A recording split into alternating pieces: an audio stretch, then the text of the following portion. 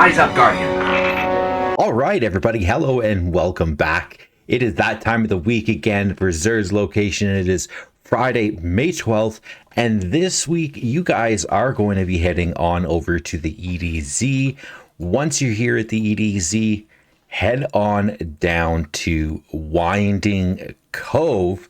And once you're here, jump on your Sparrow and head straight across the map.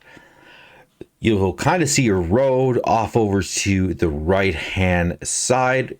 Head on up over here, dodging literally everything in your path. In the back, you will find a cave.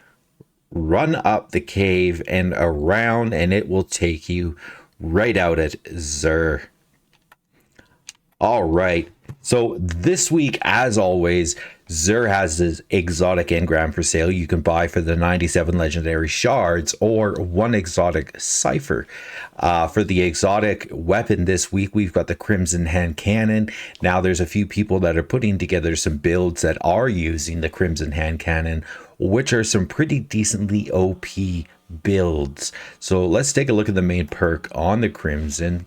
So the main perk is Banned Weapon. So this weapon fires a 3-round burst, and it's also got Cruel Remedy. So kills with this weapon heal the wielder. Precision kills also refill the magazine. So like I said, this thing is absolutely an amazing weapon depending on what you're pairing it with and how you're building your character. And I'm leading more on that hunter side of the builds with solar as well as lucky pants. I mean, like, it doesn't have to technically be solar, but it does work very well with solar. So moving on over to the hunter exotic for this week, we've got the Bombardiers, another absolutely amazing hunter exotic. I was really in solar, was it solar 2.0? I was definitely rocking these things. So the main perk on these is Parting Gift. So dodging leaves behind an explosive that detonates after a short delay, damaging targets around it and creating a secondary effect based on the subclass energy type. So now, as listed below, you all can see, depending on which subclass you're using is depending on what this little bomb is going to pop out. So if you're running your arc, it's going to blind targets. If you're running solar, you're going to get scorch targets, which is absolutely amazing because you can get those scorch stacks. And then, you know, throw your throwing knife, which will give you that burst of damage. Absolutely amazing. If you're running a void, you're going to suppress targets. If you're running stasis, you're going to slow targets, and if you are running strand, you're going to sever targets. So this is absolutely a really good exotic for the hunter. I really wish that there was some more looks for it. So it is kind of funky looking.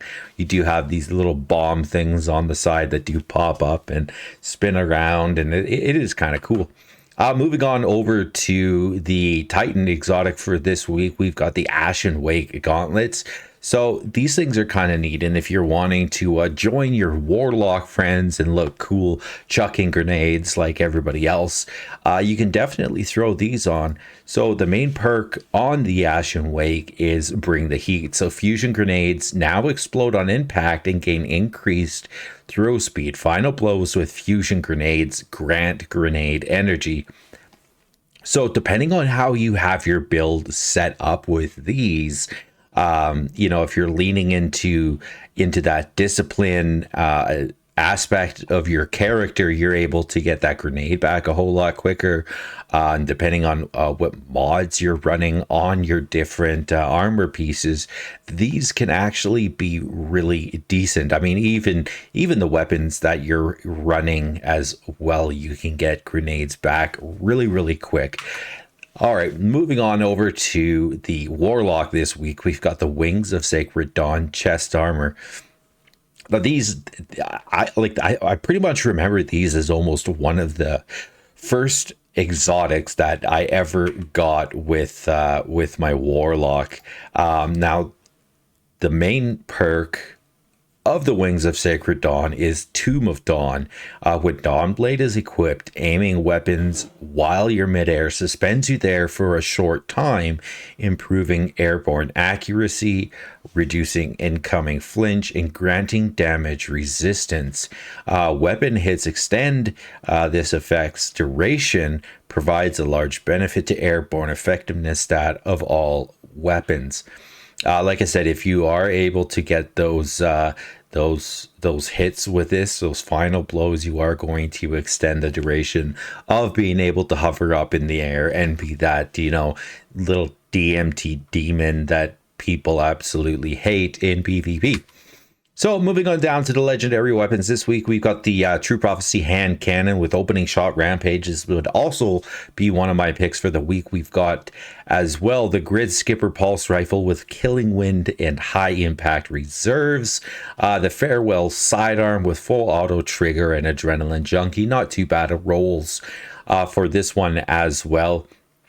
So probably another one of my picks. We all got the Kilos shotgun with Grave Robber and Trench Barrel. The Far Future sniper rifle with quick draw as well as frenzy. We've got the Huscow rocket launcher with snapshot sights and quick draw. We've also got the Night Watch scout rifle with subsistence moving target. The Night Watch scout rifle, it really is a good scout rifle, but these would probably not be the roles I would be going for them. Took a look at everything else here. By the way, this actually is a really cool looking armor set. Depending on what you're going for in your look, you might want to be picking this up so you can transmog it, if you will. But really everything in here, in my opinion, was a booty. Moving on over to the DMT, the Dead Man's Tale scout rifle. This week we're rolling with subsistence. Let's take a look. So the main perk for the DMT is Cranial Spike. So chaining precision hits grants bonus target acquisition and range. We've also got that short action stock subsistence, like I mentioned, accurized rounds, as well as chambered compensator. And moving on over to the Hawkmoon this week, we're rolling with opening shot. So the main perk for the Hawkmoon is Paracausal Shot. So final blows and precision hits with the Hawkmoon grant stacks of Paracausal charge. The final round of the magazine deals bonus damage based on the number of stacks, and then stowing the Hawkmoon on the final round removes this bonus. So make sure you're using all of those shots of Paracausal charge before you swap weapons. She's also rolling with Combat Grip. Like I said, opening shot, alloy magazine, and small bore. Probably not the number one pick for me for the Hawkmoon, but subsistence with the DMT is definitely not bad at all. Make sure you're picking up your Xenology quest and completing it throughout the week, whether you're doing the different playlists, the Vanguard Strikes, Crucible, or Gambit. Everybody, do me that favor.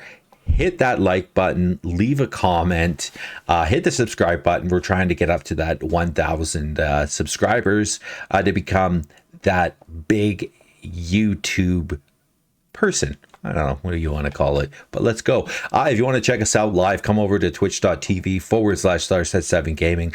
In the comments down below, I will also put in the Discord link if you want to join us over there. Would love to have you guys.